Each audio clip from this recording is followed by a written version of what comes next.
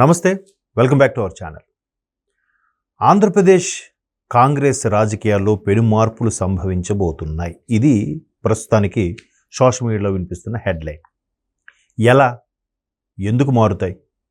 ఎప్పుడైతే ఆంధ్ర తెలంగాణ బైఫర్కేట్ అయిన తర్వాత ఆంధ్రప్రదేశ్కి అనాథగా చేసేసిందో, రాజధాని లేని రాష్ట్రంగా చేసేసిందో, అప్పటి రాష్ట్రాల లెక్క ప్రకారం 29వ రాష్ట్రం ఏర్పడింది తెలంగాణ కాదు ఆంధ్రప్రదేశే అని ఏదైతే ఆంధ్ర ప్రజలు గట్టిగా నమ్మారో, 2014 ఎన్నికల్లో కాంగ్రెస్ నోటా కన్నా తక్కువ, నిజంగా ఘోర పరాభవం అని చెప్పాలి. ఒక జాతీయ పార్టీకి, 150 ఏళ్ల చరిత్ర ఉన్న జాతీయ పార్టీకి ఇటువంటి పరాభవం తెలియదు.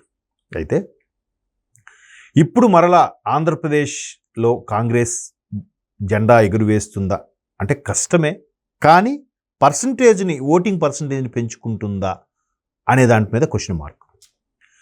దక్షిణాదిలో ఉండే ఇప్పుడు 5 రాష్ట్రాలు, తెలుగు రాష్ట్రాలు 2 కాబట్టి ఈ 5 రాష్ట్రాల్లో కూడా కాంగ్రెస్ పట్టు సాధించే దిశగా వెళ్తోంది అనేది ఇప్పుడు నేషనల్ మీడియా వైపు మొత్తం వినిపిస్తున్న వైబ్. అది ఎందుకు?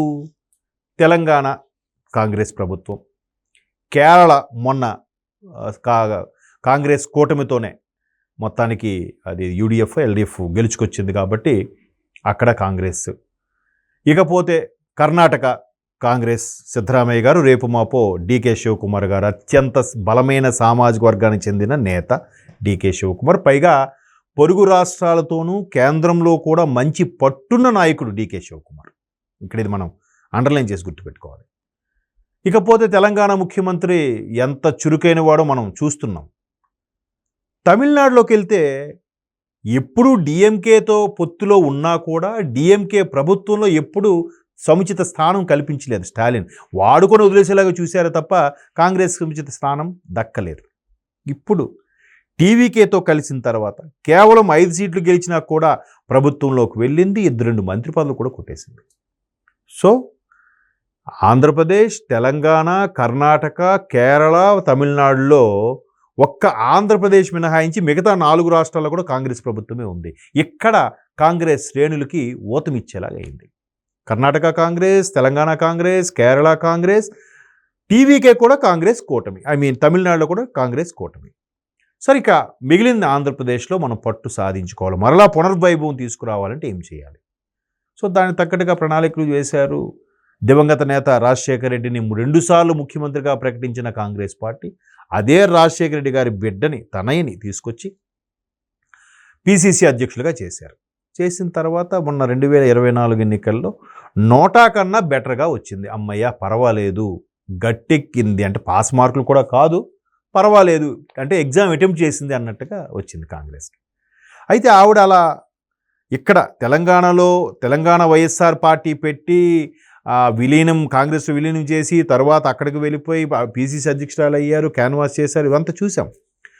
అయితే ఈ సందర్భంలో తెలంగాణ ముఖ్యమంత్రి రేవంత్ రెడ్డి గారు కూడా షర్మిలమ్మ గారికి ఆంధ్రప్రదేశ్లో కాంగ్రెస్కి అవసరమైన అన్ని సదుపాయాలు, అన్ని ఏర్పాట్లు, అక్కడ పార్టీని వృద్ధి చేయడానికి, అక్కడ మరలా పునర్వైభవం తీసుకురావడానికి నా సాయశక్తిలా ప్రయత్నిస్తా, వీలైనంత ఆమె కాకితో కబురు పెట్టినా నేను వెళ్ళి హెల్ప్ చేస్తా అని చెప్పి గతంలో ముఖ్యమంత్రి రేవంత్ రెడ్డి గారు హామీ కూడా ఇచ్చినట్టు మనం వార్తల్లో చూసాం. సో ఇప్పుడు ఏదైతే మొన్న 4 రాష్ట్రాలు, ఒక కేంద్రపాలిత ప్రాంతం ఎన్నికలు అయిపోయాయో, రాజ్యసభ అంటే పెద్దల సభకి ఎవరెవరు నామినేట్ అవ్వబోతున్నారనే దాని సమీకరణాల్లో చాలా మార్పులు వస్తున్న ప్రస్తుత నేపథ్యంలో ఆంధ్రప్రదేశ్ కూటమి కాబట్టి ఇంకా ఛాన్సే లేదు. అయితే టీడీపీ, జనసేన, భాజపా వాళ్ళే సర్దుకుంటారు. టీవీకే నుంచి కూడా మ్యాక్సిమం తమిళనాడు నుంచి అవే ఉంటాయి. ఇక కేరళ నుంచి ఉంటే ఉండొచ్చు, తర్వాత కర్ణాటక నుంచి ఉండొచ్చు, కర్ణాటక నుంచి తెలంగాణ కూడా ఉంటుంది. కర్ణాటక నుంచి అయ్యే దాంట్లో డీకే శివకుమార్ వర్గీయులు, లేదంటే గౌడ సామాజిక వర్గానికి చెందిన బలమైన కొంతమంది నాయకులు పేర్లు అయితే వినిపిస్తున్నాయి. ఏదో గౌడ అని పేరు వస్తుంది, తర్వాత బీకే హరిప్రసాద్, ఎవరెవరి పేర్లు వినిపిస్తున్నాయి, కీలకమైన నాయకులు కర్ణాటక కాంగ్రెస్లో. వాటితో పాటు కర్ణాటక దగ్గర నుంచి షర్మిలమ్మ గారి పేరు కూడా యాడ్ చేయబోతున్నారట. ఒకవేళ షర్మిలమ్మ గారి పెద్దల సభకి పంపించి రాజ్యసభ ఎంపీగా చేసిన తర్వాత మెల్లగా ఆంధ్రప్రదేశ్ కాంగ్రెస్లో కూడా అంటే ఇప్పటి వరకు ఆంధ్రప్రదేశ్ రాజకీయాల్లో షర్మిలమ్మ చేస్తున్న పాత్ర ఏంటంటే పిసిసి అధ్యక్షురాలే. కొత్త వాళ్ళని, పాత వాళ్ళని అందరినీ కలుపుకుపోయే ప్రయత్నం కూడా చేస్తున్నారు ఆవిడ. కానీ ఇది పార్టీ పరంగా ఉండే పదవి కానీ అధికారికంగా ప్రజాప్రతినిధిగా ఎగువ సభ కానీ దిగువ సభ కానీ ఏదో ఒకటి ఉండాలి కదా, ఆ పరమైన పదవి ఉంటే ఆ స్థాయి వేరేలా ఉంటుందనే ఉద్దేశంలో కాంగ్రెస్ అధిష్టానం షర్మిలమ్మ గారిని ఎంపీగా చేసి అక్కడతో దాంతోపాటు ఆంధ్రప్రదేశ్లో కాంగ్రెస్ని డెవలప్ చేసే బాధ్యతను కూడా ఆ టాస్క్ తెలంగాణ ముఖ్యమంత్రి రేవంత్ రెడ్డి గారికి కూడా అప్పచెప్పినట్టుగా వార్తలు వస్తున్నాయి. తప్పులేదు, ఎవరి ప్రయత్నాలు వాళ్ళవి. కాకపోతే కాంగ్రెస్ తీరని అన్యాయం చేసిందనే కోణంలో ఆంధ్రప్రదేశ్లో ఇప్పటికీ మూడోసారి కూడా ఖాతా తెరవలేని పరిస్థితి కాంగ్రెస్. ఎందుకంటే మేబీ అప్పుడు కూడా కొంతమంది సీనియర్ నాయకులు ఎక్కడ వాళ్ళని పేరు పెట్టను కానీ బాగా కాంగ్రెస్ అధిష్టానానికి మీకు ఎందుకమ్మా మీరు ఇచ్చేయండి, అక్కడ గవర్నమెంట్ వచ్చేస్తుంది ఇక్కడ మన గవర్నమెంట్ వచ్చేస్తుంది అన్నట్టుగా చెప్పారు. అది నమ్మి కాంగ్రెస్ అనౌన్స్ చేసింది. కోర్స్ అప్పుడు పెద్దమ్మ సోనియమ్మ అయితే చిన్నమ్మ సుష్మా స్వరాజ్ గారు దివంగత నేత, ఆవిడ పెద్దమ్మ ఈవిడ చిన్నమ్మ అన్నారు. మొత్తం మీద భాజపా కాంగ్రెస్ సపోర్ట్తోనే తెలంగాణ బైఫ్రికేట్ జరిగింది. బట్ ఆంధ్రాకు అన్యాయం జరిగింది, సమైక్యాంధ్ర ఉద్యమాలు గట్రా వచ్చినా కూడా కాంగ్రెస్ మాత్రం ఇప్పటికీ ఖాతా తెరవలేని పరిస్థితి. కాకపోతే మొన్న ఎన్నికల్లో 100 కన్నా అమ్మయ్య అనిపించే స్థాయి ఓటింగ్ పర్సంటేజ్ అయితే వచ్చింది.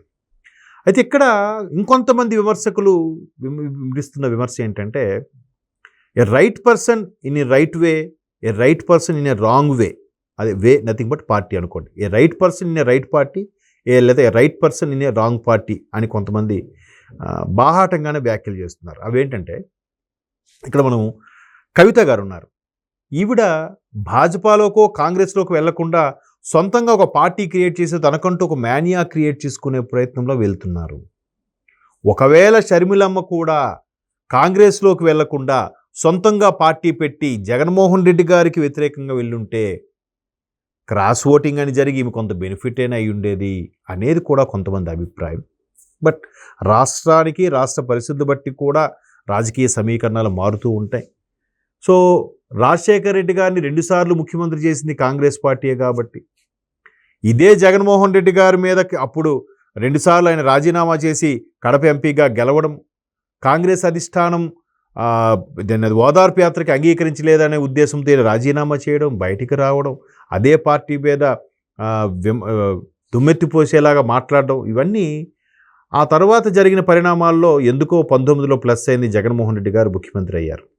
సో ఇవన్నీ ఎందుకు మాట్లాడుతున్నామంటే షర్మిలమ్మ గారు సొంతంగా అసలు రాజకీయాలంటే తెలియని బిడ్డ రోడ్డు మీదకి వచ్చి అన్న కోసం ఎంత చేస్తే అటువంటి అన్నే ప్రాధాన్యత ఇవ్వట్లేదు. కాబట్టే సొంతంగా రాజకీయాల్లో నెగ్గుకొస్తూ ఒక జాతీయ పార్టీకి పీసీసీ అధ్యక్షురాలు అవ్వడం అనేది చిన్న విషయం కాదు.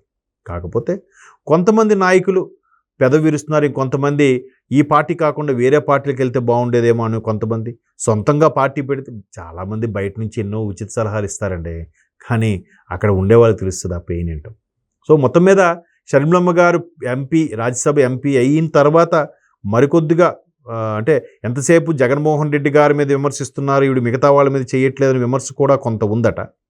అలా కాని పక్షంలో జగన్మోహన్ రెడ్డి గారి మీద తిరుగుబావుట ఎగరవేసినా కూడా రాష్ట్రంలో ఉన్న పరిస్థితులు బట్టి కూడా కొంత విమర్శించి తనకంటూ ఒక ప్రత్యేకత సంతరించుకొని ఎంపీగా దూసుకెళ్తే కాంగ్రెస్ మెల్లమెల్లగా బతికి బట్టకట్టగలుగుతుంది అనే అభిప్రాయం అయితే కొంతమందిలో ఉంది. కొంతమందిలోనే చూద్దాం, మరి రాజకీయాలు ఏదైనా సాధ్యమే. ఎప్పుడు ఏ సమీకరణాలు ఎటు దారి తీస్తాయో, ఎప్పుడు ఏ పార్టీకి ఎంత పర్సంటేజ్ వస్తుందో నోబడీ నోస్. చూద్దాం మరి.